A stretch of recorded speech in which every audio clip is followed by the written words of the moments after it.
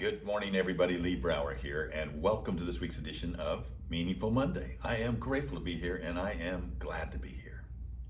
Can I tell you a story about the 2000 U.S. Open?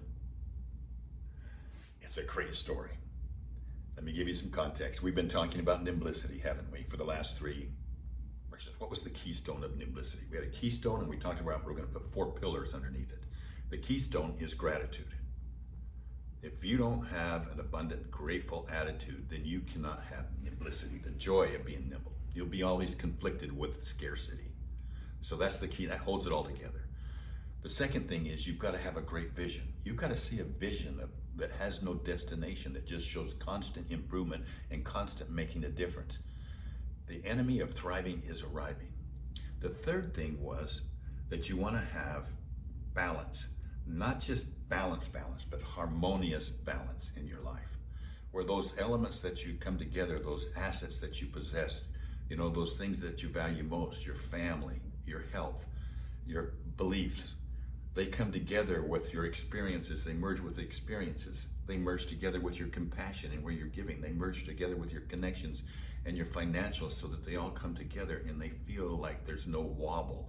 They're harmoniously together. Now, the third pillar, June 2000. I happened to be at the U.S. Open. Tiger's on a tear, by the way. This is early in his career, but he had won 12 of like the last 21 or 22 tournaments. And of course, everybody wants to watch Tiger.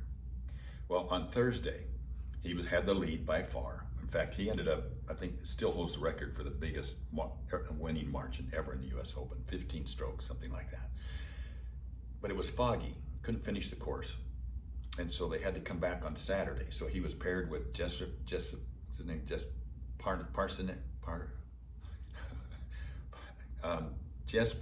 Parnevik and Jim Furyk. And so they kicked off. One thing that he didn't know when he teed off was that there were only 3 balls in his bag. And Steve Williams, his caddy, just about had a heart attack when he stuck his hand in the bag, and there were only 3 balls there, because he had remembered the night before when they finished, he had tons of balls in there. What he didn't know was that Tiger went and practiced in his hotel room that night and never put the balls back. So Tiger gets up and he cuts the ball on the first one. He kind of damages it, so he tosses it to a kid. And and Steve Williams said he wanted to run back and take it from the kid and say, "I'll give you one at the end of the round," but he didn't. Kid was so excited. Came around, got to 18. They still got 2 balls. Tiger gets up and hits the first one, in Tiger's words, halfway to Hawaii.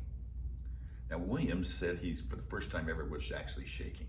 Can you imagine what would happen if he went in there and there's no ball? So he tries to convince Tiger that he should club down and hit something besides his driver, and Tiger gets mad at him and puts the ball down and then rips it. Well, I happened to be standing maybe 20 feet from where the ball landed, and I was like, wow, well, this is good. So he and Steve Williams come up, they stand behind the ball. Now they've got a heck of a shot, because right between them and there's a tree right in the middle of the fairway, kind of on the right side, and he's on the right side.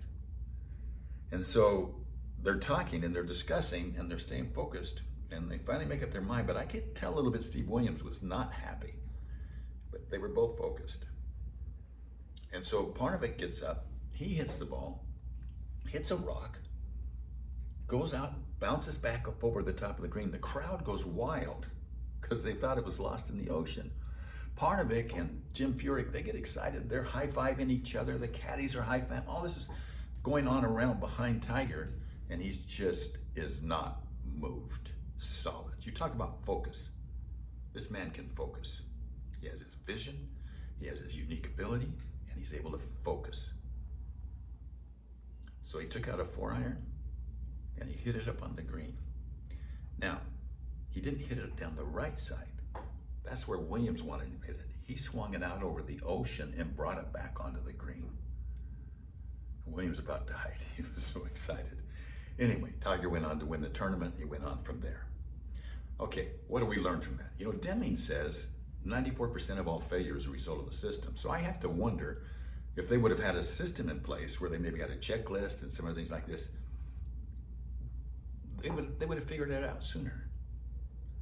You know, but there's a relationship there. So what I'm saying, if I'm looking at this next pillar as focus, if I truly want to have focus, then I have to have the mental ability to make sure that there are no distractions.